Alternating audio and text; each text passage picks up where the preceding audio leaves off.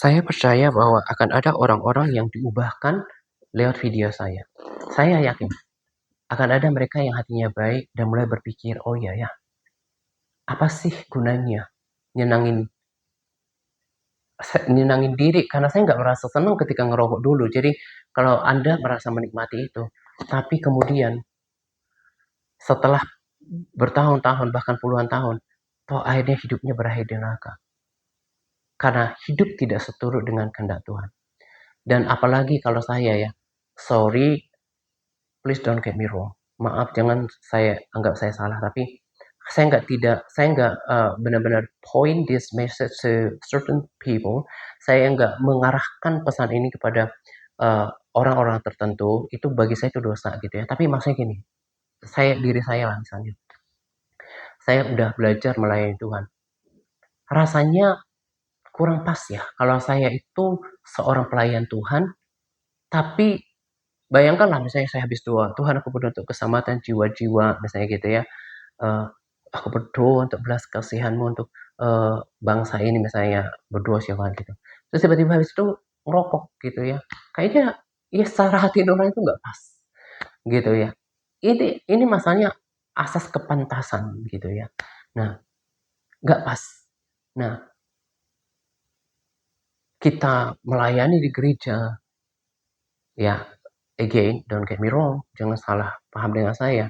Saya nggak berusaha untuk, tujukan ini for certain people, untuk orang-orang tertentu, no. Tapi cobalah kita berpikir, ya, kita tuh melayani Tuhan harusnya kan memberikan teladan bagi jemaat, bagi orang, bagaimana untuk untuk menjaga kesehatan tubuh yang baik. How to manage the blessing of the Lord, mengelola berkat Tuhan that the Lord has given us, memberikan berkat Tuhan yang sudah diberikan sama kita. Apakah pantas akhirnya uang dipakai untuk sesuatu yang tidak penting, bahkan it tends to spoil our body, itu cenderung merusak tubuh kita, and dan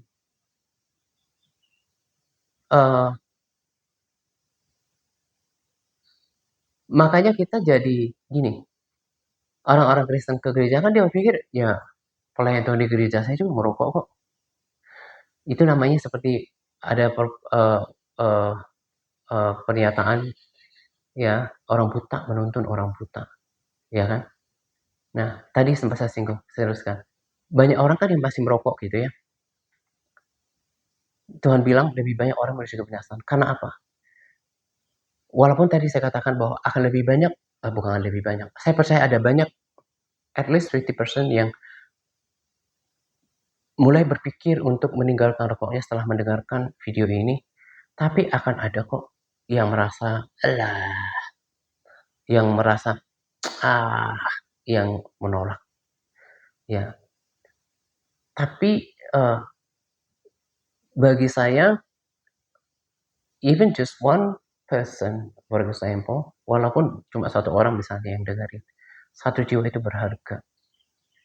Dan ada sorak-sorai di surga ketika satu orang berbalik dari cara hidup yang salah gitu ya. Nah, saya harap saudara memahami ini gitu ya. Tadi saya katakan saya malu jadi berbicara tentang Tuhan, tapi saya nggak menunjukkan, saya memang belum sempurna, ya. I'm not perfect yet, ya. Saya belum juga sempurna, tapi ada hal-hal di mana yang sudah tahu yang kayaknya itu tahulah yang ini tuh nggak pantas gitu ya. Terus kita melayani Tuhan, gara-gara rokok kita sampai batuk-batuk gitu ya. Terus tiba-tiba memberikan nasihat sama jemaat misalnya jaga kesehatan. Come on, kayaknya nggak sesuai gitu ya. Nah, makanya Eee, saya berharap dari video ini ada yang diubahkan, dan itu yang saya katakan kerinduan saya kalau dengerin semua rangkaian video ini, yuk kita sama-sama ketika kebangunan rohani terjadi, when the Holy Spirit convict people, ketika Roh Kudus menginsafkan orang about the truth, about the sins and the judgment, tentang kebenaran, dosa, dan penghakiman, mereka akan sadar. Karena kalau ya from my perspective, dari perspektif saya, dan saya setuju dengan firman Tuhan yang saya sebutkan, saya setuju dengan kesaksian. Kalau orang nggak sempat bertobat, berbalik daripada jalan-jalan yang jahat dalam hal ini, dalam topik ini, dari rokoknya, maka keadilan Allah akan berlaku dalam diri orang itu, ya. Karena dia menjalankan hidupnya tidak seturut dengan maunya Tuhan, gitu ya. Nah, uh, before I close this video, before I end this video, sebelum saya akhiri video ini, walaupun nanti saya buatkan juga dalam video khusus seperti permintaan Bo, ya, pertanyaan Bo tentang bagaimana melangkah orang baru. Dan di sini juga saya singgung. Nah, saudara yang mau menyampaikan pada pasangannya, misalnya gitu ya, cenderung suaminya lah ya, walaupun mungkin juga ibu-ibu juga ada yang merokok gitu ya. Seperti kemarin, saya pernah ada di dalam satu foto di kampus saya, ada ibu-ibu yang udah tua ngerokok gitu ya. Saya pikir dulu nggak seserem ini deh, ibu-ibu di kampung saya gitu ya. Nah, sampaikan dengan kasih. Jangan sampai bilang, makanya jangan rokok biar waras dikit pikiranmu. Nah, itu nanti nggak ketemu ya. Show love, tunjukkan kasih. Karena, oke, saya singgung sedikit. Karena perlawanan kita bukan darah dan daging. Nah, darah dan daging itu, yang punya darah siapa? Yang punya daging siapa? Manusia. Jadi, artinya itu, kita nggak sedang melawan dia. Tapi, roh-roh jahat, yaitu dari Lucifer, ya kan Lucifer itu setan, ya, iblis. Nah, dia itu bersama malaikat-malaikat yang jatuh, yang sepertiga itu, mereka itu punya hierarki yang teratur juga dengan, saya nggak sedang memuji dia, tapi maksudnya sampai ke anti-katanya sampai iblis, roh-roh jahat, penguasa-penguasa, pemerintah-pemerintah, penghulu yang gelap ini, itu yang membutakan mereka. Nah, jadi jangan terpancing dengan respon negatif atau tidak menunjukkan kasih ya. Tetap kebenaran harus dinyatakan karena firman Tuhan dikatakan Injil adalah kekuatan Allah untuk menyelamatkan manusia. Menyatakan kebenaran seperti yang saya lakukan, it's a must, itu sebuah keharusan. Tapi jangan menjadi marah. Akhirnya malah orang itu berpikir, masa orang kayak gini mau berbicara tentang firman Tuhan malah tidak menunjukkan, karena orang tahu kan Yesus itu kasih gitu ya. Nah, jadi nggak ketemu. Ya, sampaikan kebenaran with love, out of love, dari kasih, and then pray. Pray for the salvation of their souls. Pray that the Holy Spirit will convict them about the truth, sins, and the judgment. Berdoa supaya Tuhan ubahkan mereka, supaya Roh Kudus insafkan mereka akan kebenaran dan dosa dan penghakiman. Dan masuk lagi nanti pada doa peperangan, saya akan lanjut di situ gitu ya. Ini cuman sedikit saya bagikan gitu ya. Berharap kita memahami ayatnya itu ada. Kita itu tubuh baik Roh Kudus. Dan Tuhan mau kita merawat tubuh kita. Yang konon bukan milik kita lagi sebetulnya, milik Dia. Kalau kita rusak punya orang, kita harus bertanggung jawab nanti. Ke sesama manusia dia sudah kasih contoh sehari-hari. Kita pasti pikir say sorry karena kita tahu kita rasa bersalah. How much more terlebih lagi pada Tuhan gitu ya. Nah, terus kalau berpikir baik-baik saja kok, sehat-sehat saja, ngerokok juga misalnya apa namanya nggak merugikan orang lain. Ya atau mungkin berpikir nantilah saya berhenti gitu ya. Permasalahannya there are several things ya. Yang pertama, Jesus is coming soon. Kalau nggak ngerti Tuhan mau datang, ya memang ketika di Alkitab juga ditulis, kelihatannya itu semuanya seperti nggak terjadi apa-apa, tiba-tiba air bah turun. Demikian juga ketika Tuhan nanti datang. Nah, nanti saya akan bahas ya, kenapa sih orang bisa ngerti tentang keadaan sekarang, apa yang enggak, terus kemudian bagaimana kita memilih pemimpin rohani yang mesti kita ikuti, ada di dalam firman Tuhan. Nanti saya akan bagikan semuanya gitu ya. Makanya kalau saudara punya hati yang mau belajar dan memiliki kerendahan hati, bisa pinter di lewat video-video saya nanti. Karena pertama di gereja cuma sekali seminggu buka, dan saya nggak sedang humiliate or despise ministers yang ada di gereja.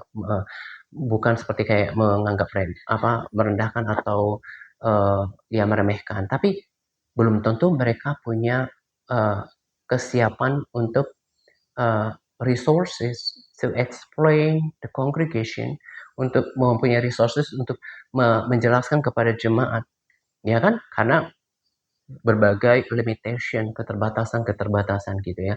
Nah, jadi akhirnya lama-lama menjadi punya banyak pengetahuan, makanya jadi nanti ketika udah baca firman, dapat pengetahuan dari saya, nanti ketika dengarkan peringatan-peringatan dari Brandon, kita bukannya jadi ketakutan, kita malah senang karena Yesus udah mau datang, dan kita bukan menjadi panik, karena orang anak Tuhan, orang hidup benar itu akan selalu dibuat berbeda gitu ya. Nah, jadi ketika nanti udah pintar, pelan-pelan di sini bertumbuh imannya, jadinya menjadi Kristen yang dewasa. Nah, kalau kita udah dewasa berjalan dengan Tuhan, and you will find your calling in God. Saudara akan menemukan panggilan Tuhan dalam kehidupan saudara. Jadi, nggak sekedar orang yang main lewat dari planet bumi, bahkan numpang lewat dari planet bumi dan berakhirnya di neraka. Itu kan, it's, it's pathetic. Itu sangat memprihatinkan sangat dalam gitu ya, sangat menyedihkan kalau hidup kita seperti itu. Nah, makanya jangan pakai sia-siakan kesempatan ini. Nah, selain Yesus sudah mau datang, kita juga kan kita nggak tahu kapan masa hidup kita. Mati itu nggak harus sakit dulu. Siapa tahu ternyata Tuhan udah kasih kesempatan nih untuk mengubah segala sesuatu, terus kita take it lightly, menganggap remeh dengan semua itu. Tiba-tiba saja ada kejadian dan kita belum sempat pemberesan. Dan kita masih statusnya berdosa. Upah dosa adalah maut. Jadi, makanya Firman Tuhan katakan, kalau engkau dengarkan peringatan hari ini, jangan keraskan hatimu. Ya, makanya lagi-lagi saya katakan, lihat di akun pribadi saya, doa pertobatan. Doakan itu, walaupun privately. Nah, kalau sungguh-sungguh setelah itu baca firman nanti, in 3 months, 6 months, kalau lakukan dengan sungguh-sungguh, you will notice. Saudara akan melihat, memperhatikan that your life start changing. Hidup saudara akan mulai berubah. Gak lagi seperti cara hidup yang lama gitu ya. I hope this video blesses you. Saya berharap video ini memberkati saudara. Saya akan upload secara perlahan on Facebook. Nah, tapi nanti I'll try to upload on YouTube channel altogether ya, menguploadnya di YouTube sekaligus gitu ya, dan juga di TikTok. Karena di TikTok itu kan berbagai segmen ya, kayak ada seorang yang udah ada di grup, kayaknya dia lebih cenderung suka di TikTok gitu ya. Kayaknya generasi sekarang itu nggak begitu familiar dengan Facebook. Tapi kalau kayak saya, seumuran saya, kayaknya itu lebih akrab di Facebook gitu ya. Karena saya lihat yang ngikutin saya, yang mulai simpan video saya di favorit, itu kan ada notifnya. Ini adalah orang yang berteman dengan Facebook, ini yang enggak. Nah, jadi makanya saya semangat walaupun, tapi nambah-nambah terus yang ngikutin gitu ya. Makanya saya masuk ke sana. Ya, it's time to take more lands for God's kingdom. Saatnya untuk mengambil banyak wilayah untuk kerajaan Tuhan ya. Be occupied until he returns. Jadilah sibuk sampai dia datang. Itu yang saya kerjakan gitu ya. Ya, saya berharap ini memberkati hidup saudara. Dan saya berharap sih dengan cara yang ya quiet, ya cukup tenang ya, untuk saya menyampaikannya, Anda bisa menerimanya ya. Tapi kalau Anda menjadi panas hati, merasa kayak alah kayak gitu ya, saya sarankan berdoa sungguh-sungguh sama Tuhan supaya Tuhan ubah hatimu. Karena apa yang saya sampaikan kan firman Tuhan. Nah, jadi don't look me as an individual. Jangan melihat saya sebagai individu yang menyampaikan firman.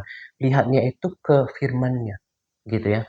Itu hati kalau udah menolak mendengarkan firman Tuhan, itu bahaya sekali dan tidak mungkin berubah. Merasa diri saya udah ke gereja, saya sudah ke gereja ini gitu ya. Gereja tidak menyelamatkanmu. Pendetamu nggak menyelamatkanmu, tapi kebenaran hidupmu, iman dan kebenaran hidupmu, itulah yang membuat qualified. It brings requirement for you to be fit to God's kingdom. Yeah, I hope my English is good enough ya. Jadi itu yang membuatmu cocok untuk masuk dalam kerajaan surga. Jadi, misalnya kayak nanti masa kesukaran ya, mungkin juga hamba-hamba Tuhan di gerejamu juga akan freak out, panik, even frantic, kalang kabut, karena mereka juga pada dasarnya nggak siap. Jadi di dalam grup ini, you are prepared. Anda dipersiapkan. If only jika Anda punya kerendahan hati untuk menerima kebenaran yang saya sampaikan gitu ya. Ini saja akhir dari video saya tentang rokok. God bless you.